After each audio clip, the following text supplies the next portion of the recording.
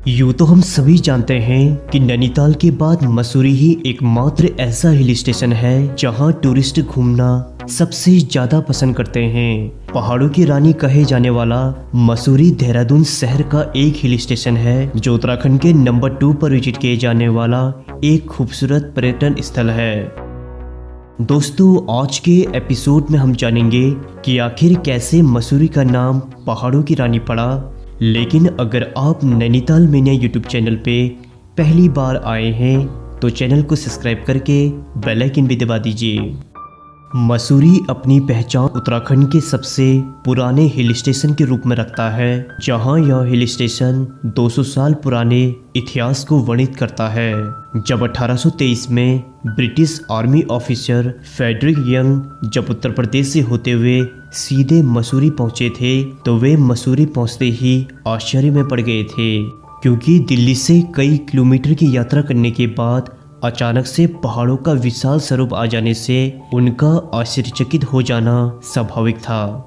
मसूरी उस समय घने जंगलों से युक्त एक पहाड़ी क्षेत्र था, जिसका तापमान आश्चर्यचकित रूप से मैदानी इलाकों से बेहद कम था, क्योंकि देहरादून से मसूरी की दूरी महज 30 किलोमीटर थी।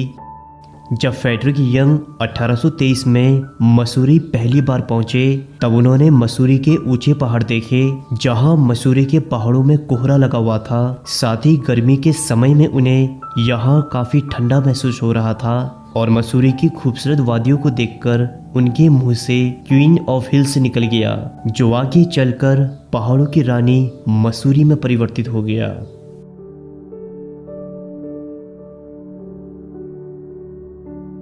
यह भी ध्यान रखें कि उस समय कुछ ग्रामीण निवासी भी वहां रहते थे और मसूरी के पौधों का बहुतायत में उगने के कारण इस जगह का नाम मसूरी रखना ही उचित समझा।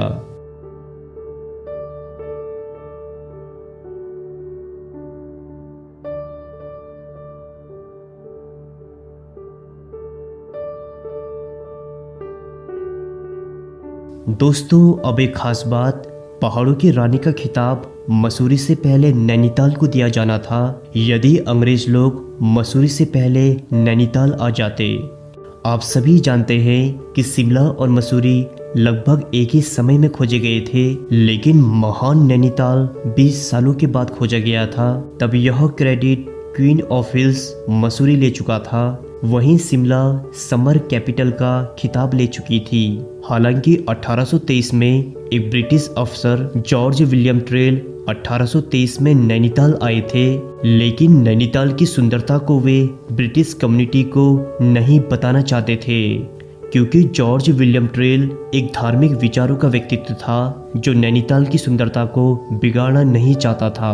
अधिक जानकारी के लिए मैंने हिस्ट्री ऑफ नैनीताल वाली वीडियो पहले से ही बनाई है, जहां आप नैनीताल की खोज से लेकर काफ़ी ऐतिहासिक जानकारी को प्राप्त कर सकते हैं। वीडियो की लिंक आपको वीडियो के डिस्क्रिप्शन में और वीडियो के एंड में मिल जाएगी। चलिए अब टॉपिक में चलते हैं।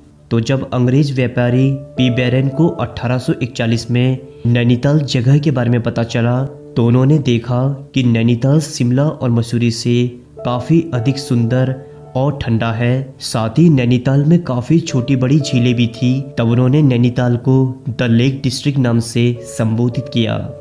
दोस्तों, आज के समय में यदि टूरिस्ट अट्रैक्शन की बात करें तो सबसे ज़्यादा विजिट किए जाने वाले पॉइंट में नैनीताल नाम ही सबसे पहले आता है, जहां शिमला और मसूरी दूसरे से तीसरे स्थान में आता है।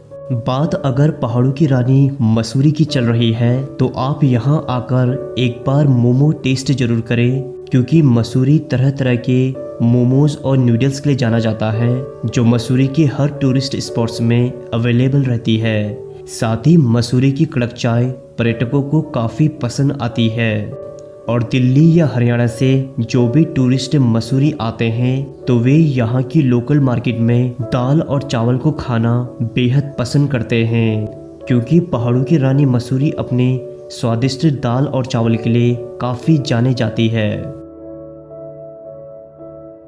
तो दोस्तों, आज के एपिसोड में बस इतना ही। मैं हूँ आपका दोस्त संदीप। फिर से मिलेंगे एक नई एपिसोड में, तब तक के लिए नमस्कार दोस्तों।